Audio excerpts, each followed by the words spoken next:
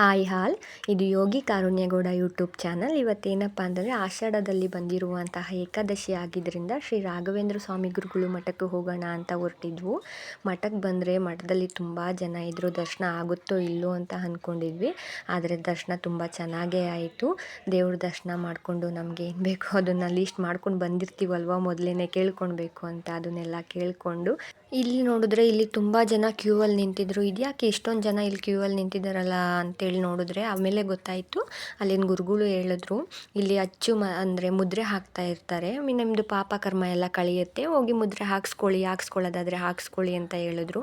ಸರಿ ಹಾಕ್ಸ್ಕೊಳ್ಳೋಣ ಅಂತ ಹೋದ್ವು. ಈ ಥರ ಇರುತ್ತೆ ಅಚ್ಚು. ಅಲ್ಲಿ ನೋಡಿದ್ರೆ ಬಂದಿರೋ ಭಕ್ತರಿಗೆಲ್ಲ ಸುಬೇಂದ್ರ ತೀರ್ಥ ಗುರುಗಳು ಅವರು ಅಚ್ಚನ್ನ ಹಾಕ್ತಾ ಇದ್ರು. ಅದು ನೋಡಿ ತುಂಬ ಖುಷಿ ಆಯಿತು. ಸೊ ಅವ್ರ ಕಾಲು ಮುಟ್ಬಿಟ್ಟು ನಮಸ್ಕಾರ ಮಾಡಿಕೊಂಡು ಅಚ್ಚನ್ನ ಹಾಕಿಸ್ಕೊಂಡು ನಾವು ಹೊರ್ಗಡೆ ಬಂದ್ಬಿಟ್ವು. ಅಚ್ಚು ಹಾಕ್ದಾಗ ಸ್ವಲ್ಪ ಚುರಿ ಅಂತಂತು. ಬಟ್ ಆದರೂ ಸುಬೇಂದ್ರ ತೀರ್ಥ ಅವ್ರ ಕೈಯಿಂದ ನಮ್ಗೆ ಅಚ್ಚು ಸಿಕ್ತಲ್ಲ ಅಂತ ತುಂಬ ಖುಷಿಯಾಗೋಯಿತು. ಆಮೇಲೆ ಹಾಕಿಸ್ಕೊಂಡ್ಮೇಲೆ ನಮ್ಮ ಕೈಯಲ್ಲಿ ಅಚ್ಚು ಈ ಥರ ಇತ್ತು.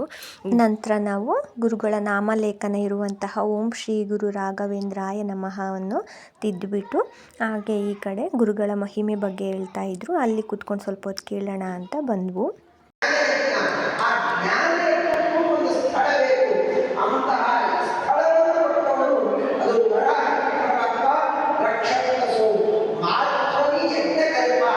ಗುರುಗಳ ಮಹಿಮೆ ಬಗ್ಗೆ ಕೇಳಿಕೊಂಡು ನಾವು ಅಲ್ಲಿಂದ ಮನೆಗೊಟ್ವು. ಎಲ್ಲರ ಆಸೆ ಮತ್ತು ಕನಸುಗಳನ್ನು ಈಡೇರಿಸುವವರೇ ಶ್ರೀ ಗುರು ರಾಘವೇಂದ್ರ ಸ್ವಾಮಿಗಳು ಅಂತ ನಾವು ನಂಬಿದ್ದೀವಿ.